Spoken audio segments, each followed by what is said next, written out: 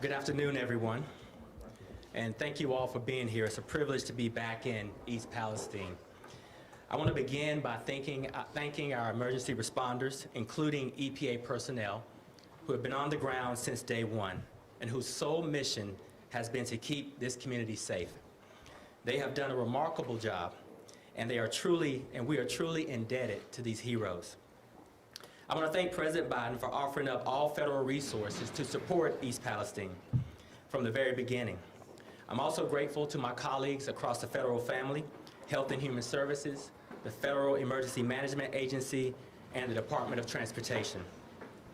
I'd like to thank our state and local partners who are here with us today, and I'd like to start by thanking Governor DeWine. Thank you for the leading role Ohio has played throughout the emergency response phase. Governor Shapiro, thank you for your leadership and your partnership throughout this process. And Congressman Johnson, as a federal representative of this district, thank you for your partnership in making the district resources available to all of us. I also want to thank Mayor Conaway, who I met earlier today, who has been on the front lines of this since day one, working around the clock on behalf of the people of East Palestine. For more than 2 weeks, our teams across all levels of government have worked hand in hand to respond to this emergency. And as we transition from the emergency response phase, which the state has led with support from the federal government, to the cleanup phase, that level of coordination will continue to be essential to all of our successes. Just 2 weeks ago, tragedy struck this small town, this small, close-knit community. And thanks to the emergency responders, there was no loss of life. But the way of life, the sense of comfort that comes with living in a community like East Palestine, has been shattered. What happened here is traumatic, but because this community is so resilient, we know that this community will bounce back. I recognize that no matter how much data we collect or provide, it will not be enough to completely reassure everybody. It may not be enough to restore the sense of safety and security that this community once had, but we're going to work together day by day for as long as it takes to make sure that this community feels at home once again. This is my second time here visiting East Palestine, and coming from Eastern North Carolina, I can tell you firsthand it's communities like this that represent the backbone of this country. As I told Ms. Caroline Brown and Mr. Andres Balputnis, whom I had the privilege of meeting with earlier today, we're not going to leave this community behind. We're not going to leave this community to manage this aftermath alone. We are with you. Just as we did through the emergency response phase, EPA is going to continue to support this community throughout the cleanup phase.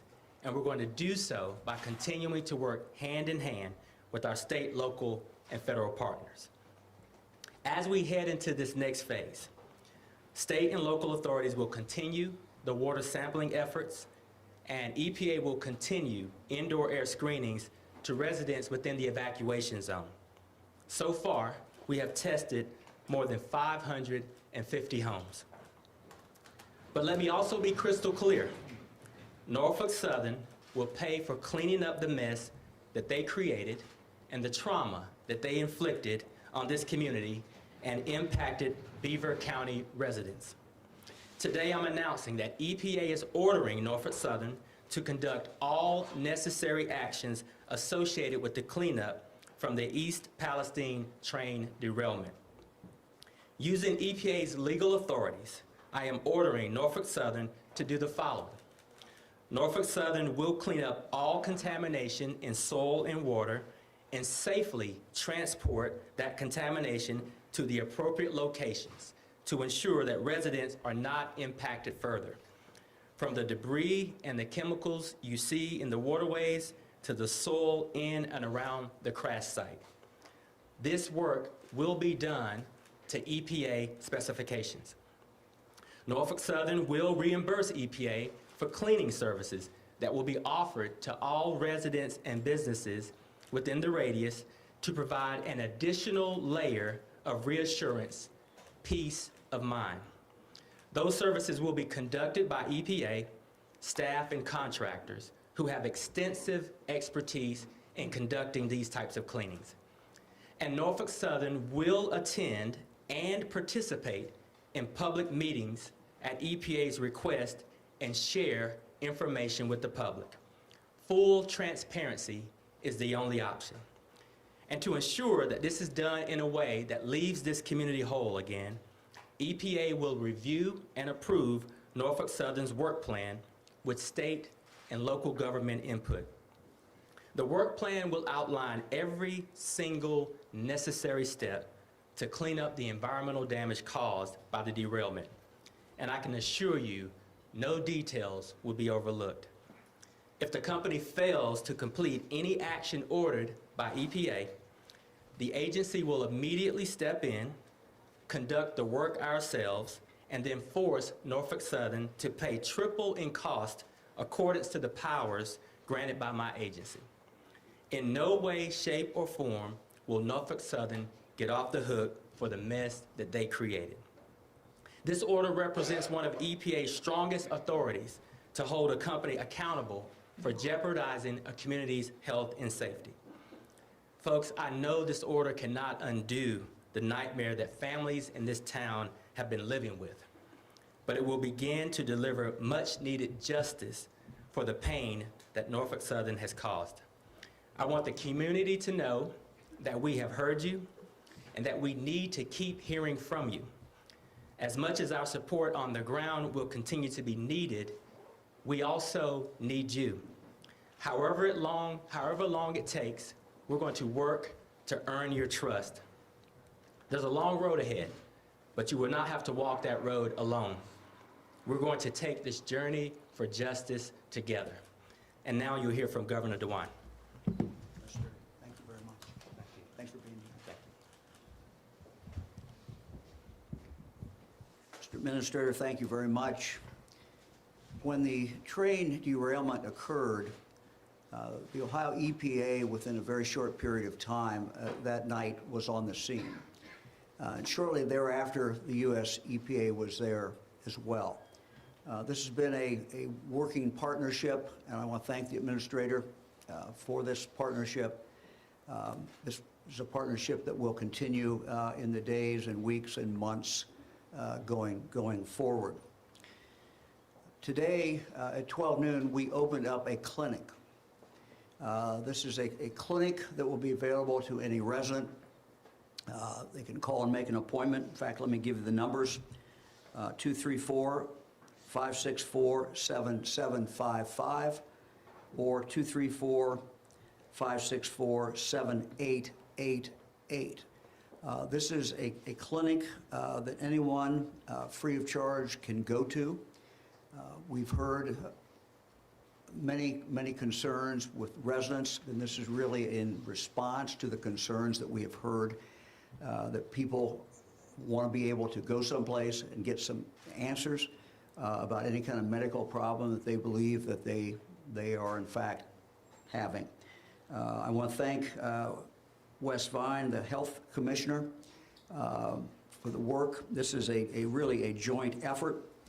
The Ohio Department of Health, the Columbiana Department of Health, the Columbiana County Community Action Agency, Columbiana County Mental Health and Recovery, the Ohio Poison Control Center, HHS, as well as the Federally Qualified Health Center that is located here. This is a joint effort.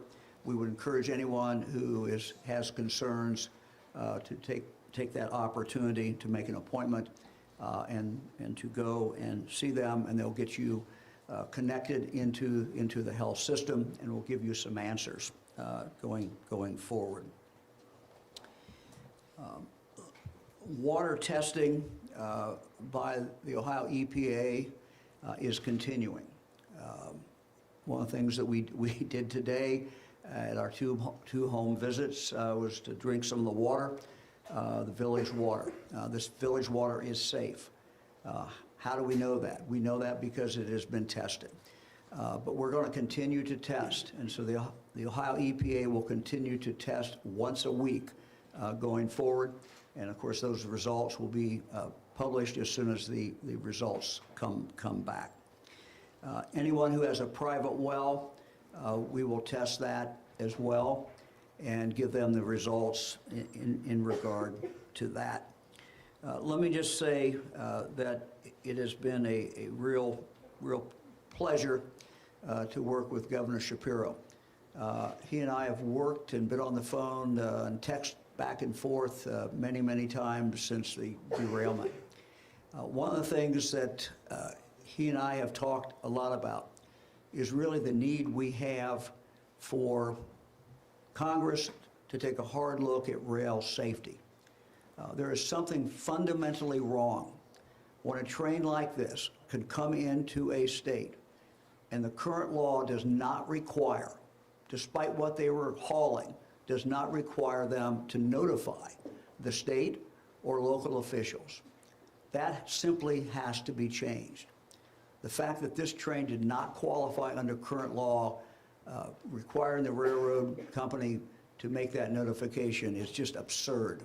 It makes absolutely no sense at all. And the two of us, as governors of states that have been directly impacted by this tragedy, are going to make sure that our voices are continue to be heard. And again, we're asking Congress to hold hearings, asking Congress to take action in this area. As I've talked to the mayor many times, and I've talked to citizens of the community, the one request that I keep hearing is this: don't leave us.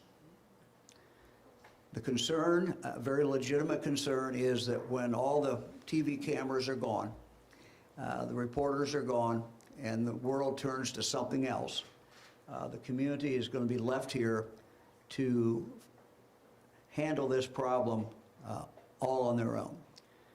Let me just say that we are making a public commitment again today. We will not leave them. We will stay here.